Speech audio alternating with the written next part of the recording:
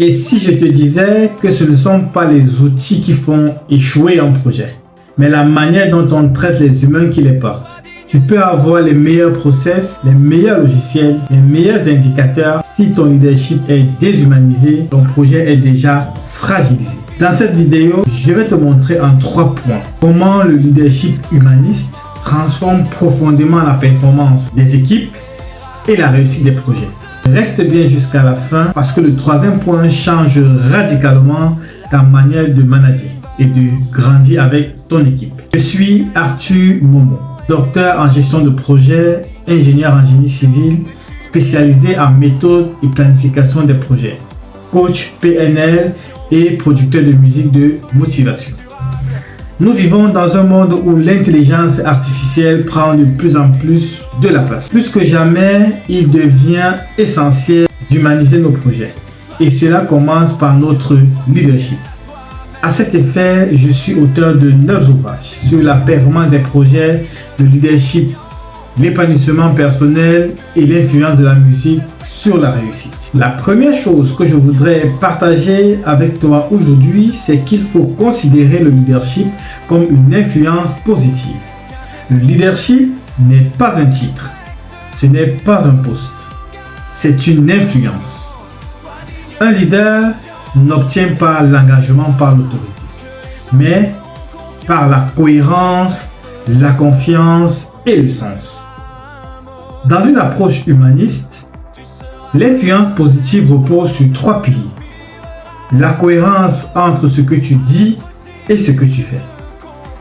La valorisation de l'autonomie et la capacité à donner du sens. Imagine 2 chefs de projet, une même équipe et des mêmes objectifs. Le premier contrôle tout, décide tout et corrige tout. Le second explique pourquoi, responsabilise et fait confiance.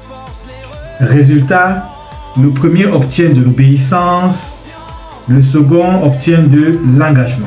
Les équipes ne suivent pas parce qu'elles doivent suivre. Elles suivent par conviction. Il faut rechercher de l'engagement de ton équipe. Recherche l'engagement de ton équipe et tu seras surpris du résultat. Donc, tout leader humaniste se doit d'être cohérent. Il doit inspirer la confiance et il doit donner du sens. Le 2e point que je voudrais aborder avec toi aujourd'hui, c'est qu'en tant que leader humaniste, tu dois trouver l'équilibre entre ces 3 dimensions. L'exigence, l'empathie et la vision. Le leadership humaniste, ce n'est pas du laxisme, ni de la pression permanente. C'est un équilibre dynamique entre ces 3 dimensions. D'abord, l'exigence. Sans cadre clair, tout se dilue. L'exigence donne une direction, ça donne des standards et ça donne une rigueur. Tout leader humaniste doit être exigeant. Vos standards doivent être élevés. La 2e dimension que vous devez rechercher, c'est l'empathie. Un leader humaniste doit chercher à comprendre les émotions, les contraintes et les réalités humaines. L'empathie ne supprime pas l'exigence, mais elle la rend acceptable et durable. La 3e dimension que doit rechercher ou entretenir un leader humaniste, c'est la vision. Sans vision, l'équipe travaille, mais elle ne sait pas pourquoi elle travaille. La vision transforme l'effort en motivation. Un manager exigeant sans empathie crée de la peur. Un manager empathique sans exigence crée de la confusion. Un manager visionnaire sans lien humain crée de la distance. Le leader humaniste ajuste en permanence ces 3 leviers, selon les situations et les personnes. Un leader humaniste doit rechercher l'équilibre entre l'exigence, l'empathie et la vision. Mais comprendre et équilibrer ces dimensions ne suffit pas. Le leadership humaniste va bien plus loin. Si ces réflexions résonnent avec ta pratique du management, pense à t'abonner pour ne pas manquer les prochaines vidéos. Et découvre mon livre L'âme du projet. Quand l'humain guide, la science éclaire et l'outil soutient. Le lien de ce livre est dans la description de cette vidéo et sera également mis en commentaire. Souviens-toi, un projet échoue rarement à cause des outils, mais très souvent à cause d'un leadership déconnecté de l'humain.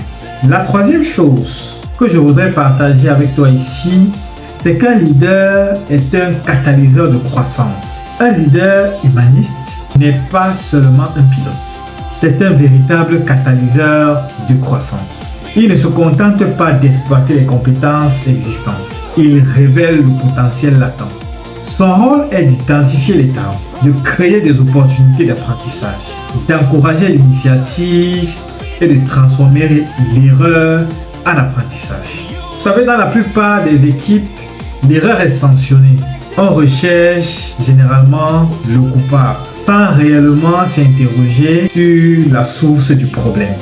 Dans une équipe humaniste, l'erreur est analysée, l'erreur est comprise et l'erreur est transformée.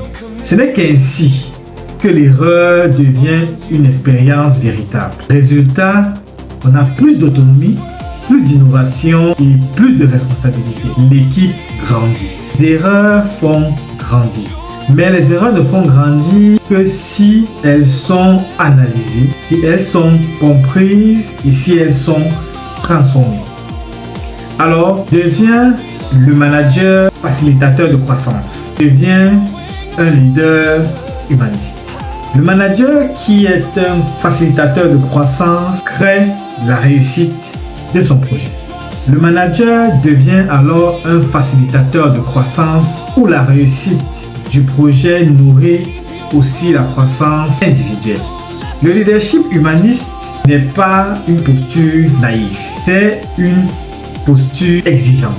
C'est une approche exigeante, lucide et profondément performante. Il concilie à la fois performance et humanité, exigence et bienveillance, vision et attention aux individus.